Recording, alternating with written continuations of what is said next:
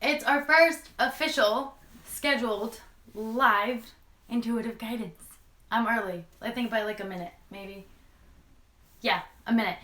So I'm just gonna wait for people to start sort of coming in. I took a couple of notes like I usually do. My oldest child and possibly my youngest child are gonna come and hang out with us today. And this was sort of decided last minute. There is a lot of stuff going on this weekend.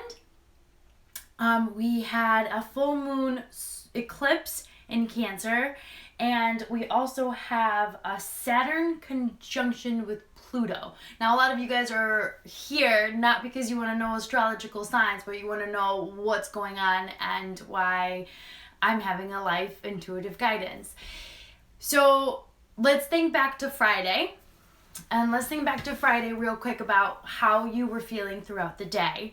If you felt heavy, annoyed, easily irritated, uninterested in continuing plans that you might have made, sort of out of place, and into today, extremely frustrated and very hard to focus, and running into situations that made you feel, why me? Why am I here? Why am I doing this? Why aren't things working out the way I wanted them to work out? Why have I been spending all this time manifesting what I want? Why do I keep looking into how to better myself, and yet I'm still in the same stupid situation? I still have the same goddamn job. I'm still in the same place.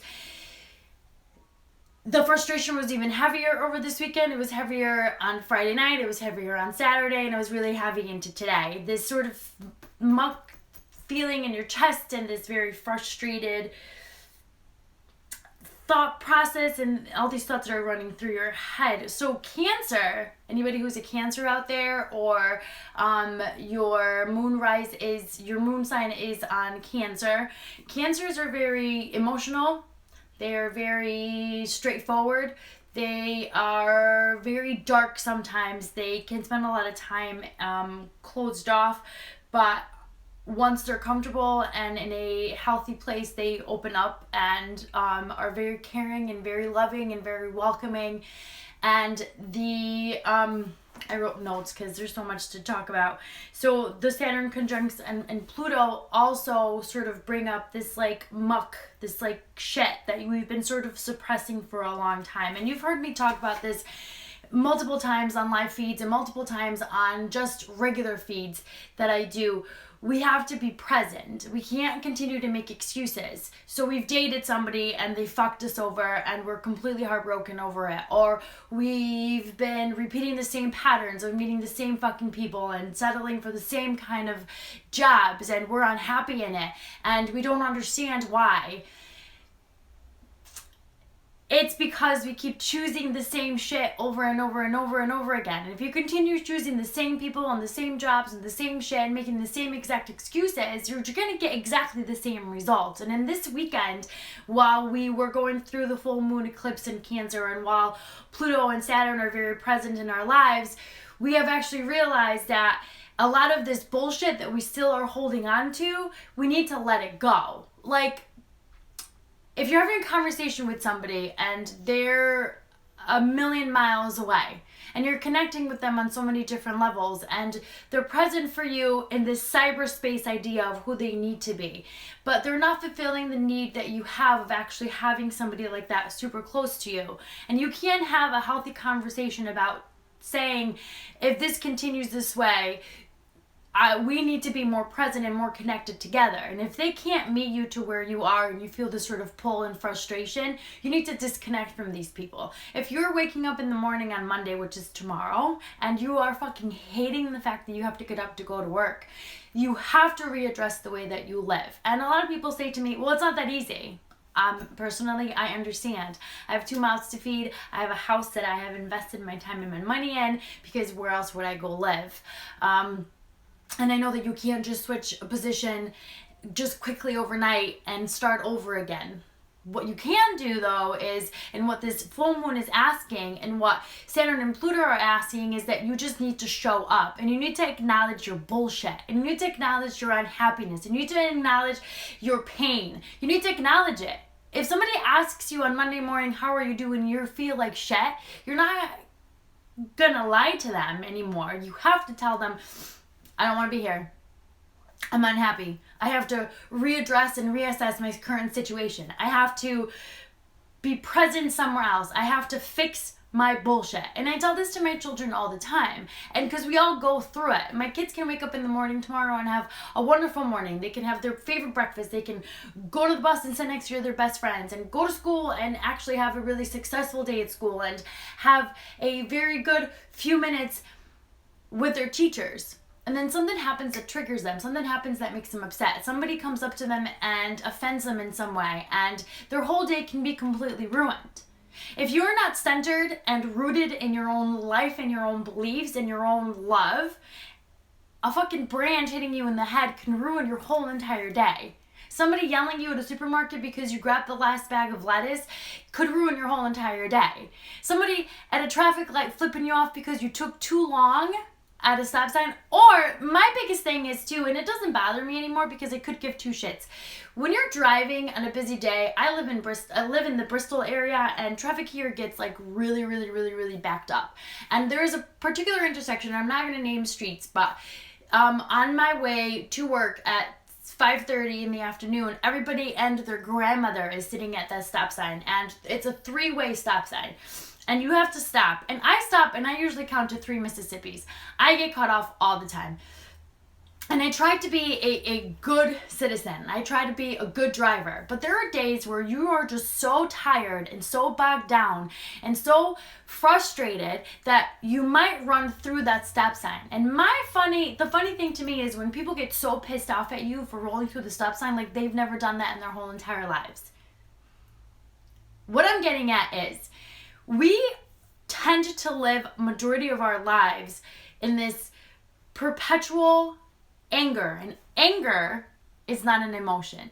Anger happens when we have piles and piles and piles and piles of emotions that we haven't dealt with because we suppress them. We suppress them by going out every weekend and getting completely shit-faced, working overtime at jobs we don't like, picking up overtime at jobs that we just happened to sign up for because we thought that we needed them, dating people that we don't like only because we don't want to spend time alone, and finding these like sexual connections with people that don't deserve any of our time.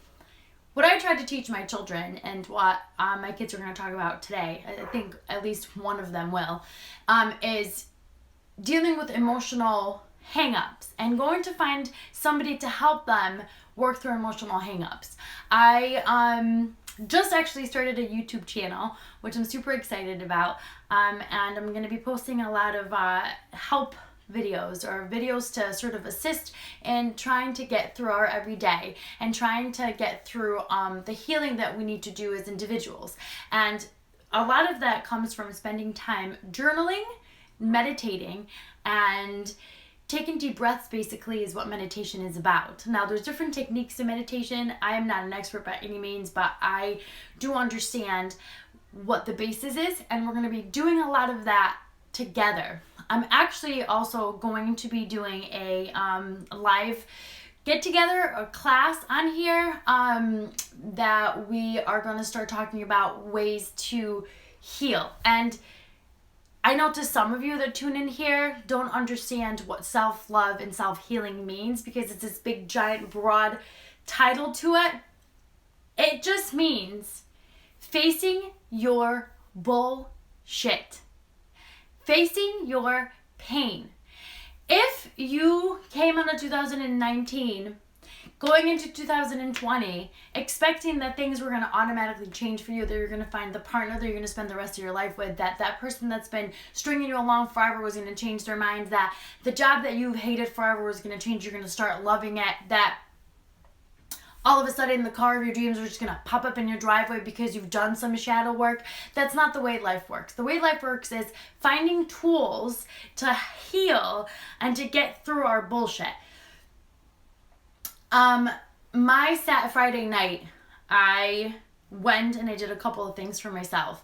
And I rarely have time to do things for myself because we spend a lot of time doing things for other people. We spend a lot of time taking care of our dogs, taking care of our children, taking care of our house, taking care of our family members, and we completely neglect and ignore ourselves and our needs. So Friday night was my night, my day to do what I wanted. I had somebody pick up my children at the bus stop. I made an appointment for a tattoo at 1 o'clock. After that, I went to the bookstore and I roamed around, and I decided that I wasn't actually interested in reading anything that was amusing. I'm more into doing research nowadays.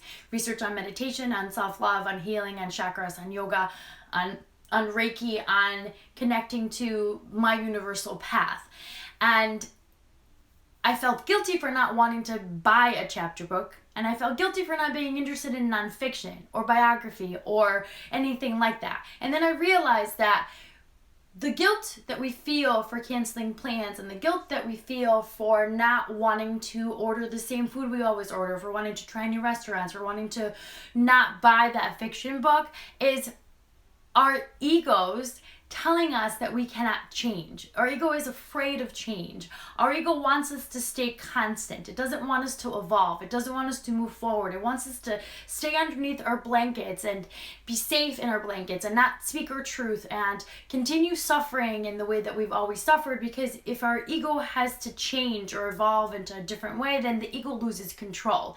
And if a lot of you don't know much about the ego, I have been working on an entry on my WordPress blog about our egos, and it's taken a lot of research for me to fully make you guys sort of understand what it means by kind of not putting too much crazy detail into what it means, our egos. So, and then our souls are different. We talk about our souls having a human experience, the source, the thing that you feel in your heart, the thing that we talk about when we talk about chakras and our energy inside our bodies. And we're very fluid. Our souls want us to be happy. You know, Jim Carrey once said that when you feel sort of depression and anxiety, it's your avatar that you've created finally sort of screaming and saying that you've created somebody that you're not. The masks that we place on our faces every time that we leave the house. That we are different characters at work than we are somewhere else. And it's a normal situation not to be completely wild and insane at work like you are with your friends and at home and be more professional. That's a different type of mask. My mask is, what I'm saying is, if you are having a conversation with somebody that's sitting next to you and you're not interested in the conversation, you have nothing to add to it, then why add to it? I might be sometimes socially awkward because I don't follow sort of the modern media, all the famous actors and all their dramas and all the live TV shows and all those things. I have never been interested in that. I'll follow nature channels and politics and information about the ecosystem and our science up to date, because these are things that matter to me. What the actress did with the actor and who she married and who she went out with, it's not what I like. You can like it, it's your thing. That's awesome and I respect it. I have nothing to add to it. So I spend a lot of time quietly sitting there, maybe reading or maybe having a conversation with somebody else. There's a lot of things that we don't have to relate to other people. It's not a requirement to be a human being. The requirement to be a human being is continuously evolve. So back to Friday night. I realized that chapter books for right now, they're not my thing. Research is my thing. But I still did it. I visited a good friend. I got a delicious cup of coffee. I hung out at a bookstore. And to be completely honest, there was somebody who asked me out on a date. He wanted to go meet up. And I wasn't feeling like it. I wasn't feeling like going and hanging out with somebody I didn't know. I felt like I needed to spend more time sort of getting to know who I am. I haven't spent a lot of time getting to know who I am. So I took myself out on a date. It was an incredible date. I did everything I wanted to do. And there was this bit of guilt that I felt because I felt that I disappointed a complete stranger or I disappointed a really good friend. But this guilt comes from ego. Ego, if you have programmed yourself to always give to other people, to always add to other people's lives, to always satisfy other people's needs. And when you change that and reprogram it and begin to sort of flow with your soul and with your source and with your chakras and with your truth, you disappoint a lot of people. And my son's coming in a couple of minutes, and it's a good segue because he is little. and he feels like he's got to be there making everybody happy, and that he has to satisfy everybody's needs, and he's got to always make people believe who he is. And I tell him all the time, how could you make people love who you are if you don't know who you are, because you're programming yourself to satisfy somebody else's expectations of who you are. If we start to teach our children independence and we start teaching our children emotional support, they're not going to have that much of a hard time on a Friday night when they're single to go do what they want to do, because they're programmed to knowing that once their hearts are fulfilled and once they're completely satisfied, then they can go ahead and be with other people and make other people happy. If you can't make yourself happy to begin with and stand inside your truth, you won't be able to do that with anybody else. And when we're not sitting and standing in our truth, and we are just basically bending and molding to other people's needs, we attract a lot of negativity and a lot of imbalanced people, because we basically cling on to them. We basically cling on to other people based on the fact that we're not rooted in our needs. And, hi. Hello. Mama. I'm scared. Sit down. This is Gabriel, and we're going to talk about being ourselves. This is what we're talking about. Talking about being ourselves and showing up. If you can't show up and being yourself, then you're just going to not be happy with anything that happens in your life, because you're constantly going to be questioning your own existence. And you have an issue sometimes trying to be who you are. So we are a family that is a divorced family. Gabriel has 2 houses with me and with his dad, and for a very long time that was very difficult, right? And not only was that very difficult, but you had a bully at school too. Yeah, but eventually, over time, he started leaving me alone. Yeah, why did he start leaving you alone? Because I was more brave and stood up to him and said, I don't care about your nonsense, leave me alone. Right, because we understand that sometimes people that are not nice to us are coming from like very negative places, and we can't take offense to those things. And so I've been teaching him to work on some tools on how to be braver and be more rooted into your life, into your own beliefs. Because if you are more rooted to who you are and to your beliefs, then those that are negative around you don't affect you as much, right? Right. And then we used to get headaches all the time too, because you were stressed out. When I was in kindergarten through 2nd grade, I used to get really sad and didn't want to be with other kids because I was so anxious and all. And I had to keep going to the school nurse over and over again because I was so anxious and irrational and had all these fears and didn't know what to do. Right. And you remember, so when he was going through that stuff, I ended up doing Reiki with him a lot, and I ended up teaching him that this is Sebastian. So through his anxiety and through the pain that he was going through while going through our divorce, and through trying to going through our divorce and going through going to a new school and meeting new people, when you're frustrated and you're sad and you're sort of set in your own ways in your own brain, you feel like the whole entire world is against you. You feel like everybody's coming to get you. You feel like you're a victim of your surroundings. When in reality, we are all going through some kind of pain, and we're all going through some kind of turmoil. And the only way to really understand somebody else's pain and turmoil is to be able to know that you are worthy of love, and you are worthy of peace, and you're worthy of all these great things that the universe is there to give you. But you can't be accepting of these things until you know that you are worthy of it. So you have to put a lot of work into it, right? And there are days that are still kind of difficult. Yeah. Yes. Yeah, there is. A lot of stress, and I'm on a new level. I'm in 4th grade, and it's not like 3rd grade or 2nd grade or 1st grade. It's not like that. You have homework every single week, when in 3rd grade you only had it Mondays and Thursdays and Wednesdays. It's just super hard because I do saxophone, I do chorus, I do all these kind of stuff, and I just don't know how to control my emotions sometimes. And I try, but it's just hard to, I don't know.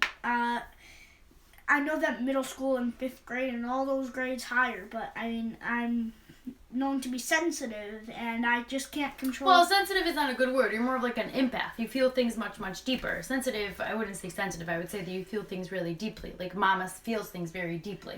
And so the way to cope through things like that, even at a very small age, is to take some time by yourself and to meditate or work on your breathing or work on your journaling, or you have to deal with these feelings. So then we also, on top of all that, we go to counseling, right? We go to counseling once a week, and we work through our feelings and our emotions, and we understand that we have to express ourselves. And as a parent, I've understood that I didn't have this growing up because, you know, it's difficult being a parent. But as a parent, I understand that I have to validate all their feelings, as irrational as they can be. And as adults, we are very irrational sometimes as well. But we have to listen, and we have to understand that those feelings, when you're feeling them, and when our children are feeling them, and when you're feeling them, they are feelings that are relatable. In that moment for them, they're real feelings. You can't tell them not to feel a certain way, right? So you acknowledge the feelings. And I'm not perfect, and he's not perfect, and you're not perfect. So there are times where I also mess up. And I allow my children to call me out on messing me up, on how much I messed up. The only way that you can accept through working through your ego and telling your ego that change is fine. I acknowledge you, I hear you, I see you, I know that change is difficult. The only way that I can accept somebody telling me that I'm wrong or that I made a mistake is by knowing that I am not perfect. By acknowledging the reasons why I feel that way. So in the full moon in Cancer, and in this new transition this weekend, and the beginning of this decade, in the fact that this started back in December 26th with the first eclipse, and now we're on another eclipse and a group of full moons, basically what this is telling you is that you need to just show up. You need to show up in your truth. If you have a bad day, admit you have a bad day. If you're frustrated, admit that you're frustrated. Don't run to somebody that you don't actually want to be with just for a distraction. Don't run to a battle. Don't run to more work. You have to sit in your discomfort. You have to journal, right? You have to work out, because it takes out some frustrations. You have to be honest with your friends. And if your friends cannot stay with you and be your friends where you're going through this big turmoil and this bad time, then are they really your friends? That's what I've been having trouble with. I've been, all my friends have been being very mean to me, and thought I'd been really close to my friends, and I'm slowly losing them one by one, and I kind of feel really sad, and I don't know what to do, and it's sad. Sometimes giving your friends time to understand that you're changing is important. I have friends that I've had for a really long time that we connect with sometimes, and we disconnect sometimes. We just have to give them time. You give people time because you have to understand that if you're going through something, they're probably going through something too. It's a duality. It's a one love thing. The reason why I named, you know, my Reiki practice and my tarot reading practice and my soul guidance practice as one love is because that's what we are. We are one love. And we lose friends and we gain friends because it's part of the evolution of our lives. People come into your life when you need them, and sometimes they leave when you don't need them anymore. It's hard to decipher them, but it's about non-attachment, which is another thing we're going to be talking about very soon. And you need to tune in to the YouTube channel. I'm going to put a link here, and we're going to talk about oneness, one love, healing, meditation, journaling. I actually just started healthy eating and increasing the types of vegetables that you include in your life through juicing and through using the pulp of juicing. So this big evolution that we all need to be a part of. I'm not saying don't go out and have a big giant donut or a glass of wine, because it's about balance. You need your yin and your yang all the time. But if you guys have questions, I'm always here.